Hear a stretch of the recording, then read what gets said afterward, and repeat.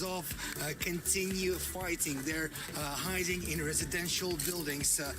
They have taken over Azov-style metallurgy plant and are using civilians as human shields. I see people on TV talking about emerges online, claiming to show Ukrainian forces shooting and beating Russian prisoners of war. That as fighting between Russian and Ukrainian forces is still ongoing in the southern city of Mariupol, we report from the ground. Nationalist battalions like Azov continue fighting. They're hiding in residential buildings. They have taken over Azov-style metallurgy plant and are using civilians as human shields. I see people on TV talking about modernity, about morality, and they say that Putin is a criminal. If Putin is a criminal, then we are 10 times worse.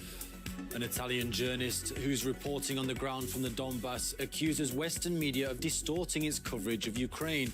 But that's as foreign journalists are increasingly heading to the region to report on the untold story of eastern Ukraine. Also ahead. The humanitarian suffering that we have seen in Ukraine, and everyone is talking about it right now. It has been the suffering of a lot of countries in this region. Middle East countries criticise the West for turning a blind eye to the suffering of people from the region, claiming it's paying a disproportionate amount of attention to the war in Ukraine.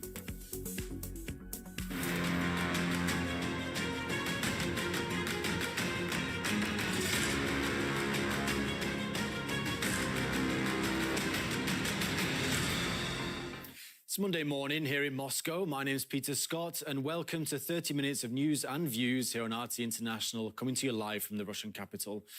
But first, to the major updates of the Ukrainian conflict.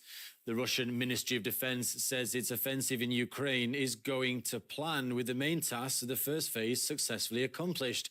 Ukraine, on the other hand, says it stalled the Russian advance, inflicted heavy losses and forced some units into retreat. It comes as both sides have agreed a new round of talks will take place on Tuesday. President Zelensky says territorial integrity and sovereignty of Ukraine will remain the country's priority during the negotiations, adding Kyiv doesn't want to drag out the talks with Russia. Let's now break down what's happening on the ground.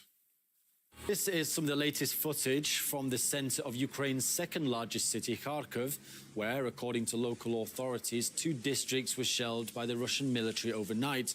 Russia's defense ministry is yet to comment on the claim.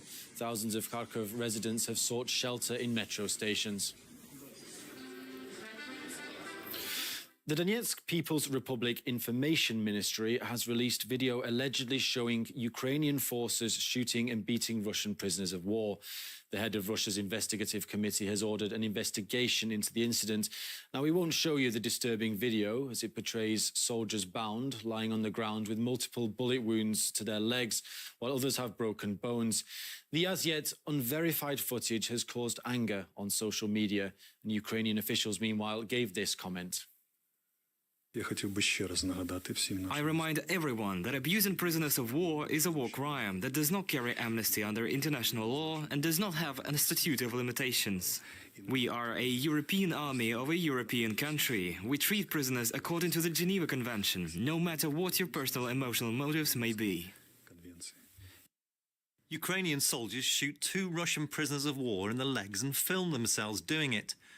Video below shows about 6 other Russian soldiers with similar wounds. Without question, it's a war crime, and there is nothing to justify it. If war crimes don't disturb you because they're against Russians, think about how the soldiers who are willing to shoot unarmed prisoners might be willing to treat Ukrainian civilians. Meanwhile, this video from the southern city of Mariupol shows many of the residential buildings shattered or completely destroyed. Many have been heavily damaged by bombs, shelling and gunfire.